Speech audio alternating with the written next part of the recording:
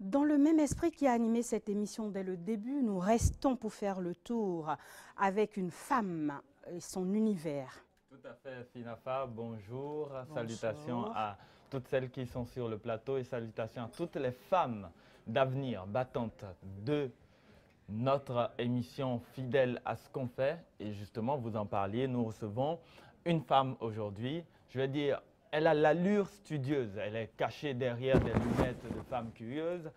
Elle a une sensibilité spontanée, un sourire mesuré. Et je vais dire aussi que nous recevons un artiste de transversalité qui fait le pont entre le cinéma et évidemment le journalisme qu'elle a appris à l'école, qu'elle a étudié, je vais dire. Alors, son travail s'oriente vers des sujets qui contribuent à remettre en cause certains préceptes sociétaux ou certaines habitudes que nous considérons comme étant habituelles.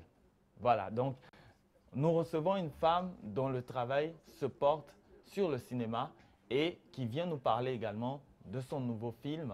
Il s'agit de Fidèle Kosso. Fidèle, bonsoir. Bonsoir Jamil, bonsoir mesdames. Un très beau film là, rien que la bande-annonce Merci. qui dénonce un sujet, un fait de société assez traumatisant. Alors Merci. comment on parvient à faire l'équilibre entre le journalisme et le cinéma?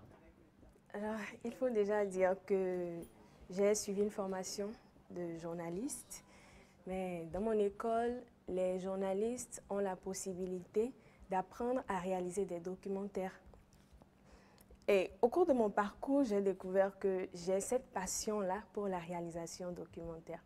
Donc, je fais le journalisme et je fais la réalisation documentaire. J'ai envie de demander pourquoi le documentaire, il y a bien d'autres choses qui auraient pu titiller votre sensibilité par rapport au cinéma, mais pourquoi le documentaire? C'est plus documenté ou c'est parce que la fiction est plus compliquée? Le documentaire déjà parce que c'est ce que j'ai appris et j'ai découvert qu'avec le documentaire, on peut montrer des choses vraiment réelles.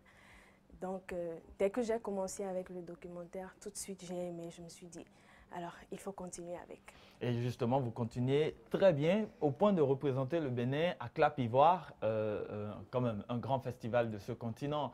Oui. Et quand on a représenté le Bénin à une telle compétition, quand on veut faire un nouveau film ensuite, quels sont les challenges qu'on se fixe? Alors, tout d'abord, on se dit qu'il faut placer la barre très haut parce que se retrouver à Clap-Ivoire, c'est formidable.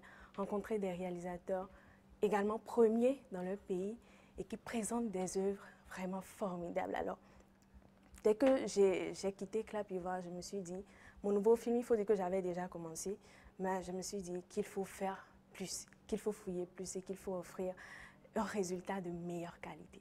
Alors Finafa, vous en parliez tout à l'heure, vous avez annoncé les couleurs et vous avez également évoqué cette bande-annonce. Nous avons l'opportunité, l'occasion de la voir et de le voir.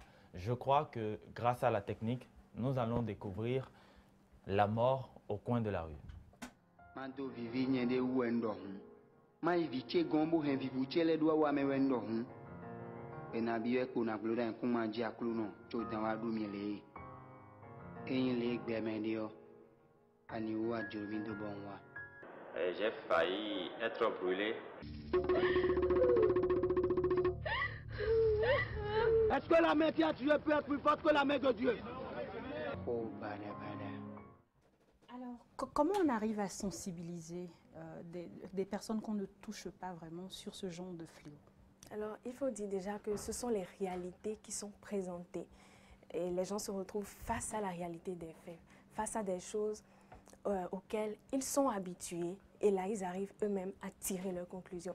Vous avez vu le monsieur qui a parlé tout à l'heure, il a dit « j'ai failli être brûlé ». C'est un innocent qui s'est juste retrouvé au mauvais endroit, au mauvais moment. Donc, il y a eu plusieurs de ces cas-là qui ont été montrés dans le film. Donc, on présente le film aux gens et avec les réalités, le documentaire, c'est vivant et les gens sont touchés directement par ce qu'ils voient et eux-mêmes. Et j'ai remarqué que vous jouez sur la brutalité des images aussi. Oui. Elles sont toutes floutées ou là, il y en a qu'on voit vraiment? Oui, il y en a qu'on voit vraiment et il y en a qui sont floutées parce que vous savez, c'est quand même très sensible. Tout à fait. Je rappelle que la première a été faite à l'Espace Chief. C'est un film de 26 minutes, donc un court-métrage. Est-ce qu'on dirait que ce n'est pas animosité sociale que nous en venons à la vindicte populaire? Alors, il faut dire qu'il y a plusieurs raisons qui sont à la base de la vindicte populaire. Nous allons parler d'abord de l'insatisfaction de la population face à la justice et c'est très bien que nous ayons des femmes de justice avec nous. Il y a également le fait qu'il y a beaucoup de personnes qui manquent d'emploi et qui se disent, bah, quand on n'a rien à faire, il faut quand même s'occuper. La nature horreur du vide, donc il arrive parfois qu'on se retrouve dans ces cas-là. Mais il y a également un problème d'éducation parce qu'il y a certains parents qui ont complètement démissionné de l'éducation de leurs enfants. Donc voilà quelques raisons qui sont à la base de ce phénomène-là, de la vindicte populaire. Est-ce que la justice, je pose une question assez délicate, alors je la pose parce qu'on a fini là. Oui, mais on va lui laisser 2 secondes pour répondre. Bon, non, c'est bon, je la pose à tout le monde.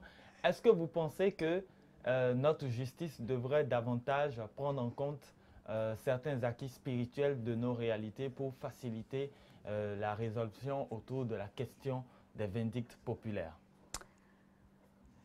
Madame Cloka, Madame Olivia, Djamilé, notre belle dame, je vous remercie d'avoir été là. TJPD, c'est fini pour aujourd'hui. Merci à vous d'avoir été là. Retrouvez-nous lundi en seconde diffusion lorsqu'il sonnera à 16 h chez vous. À bientôt et à très vite dimanche.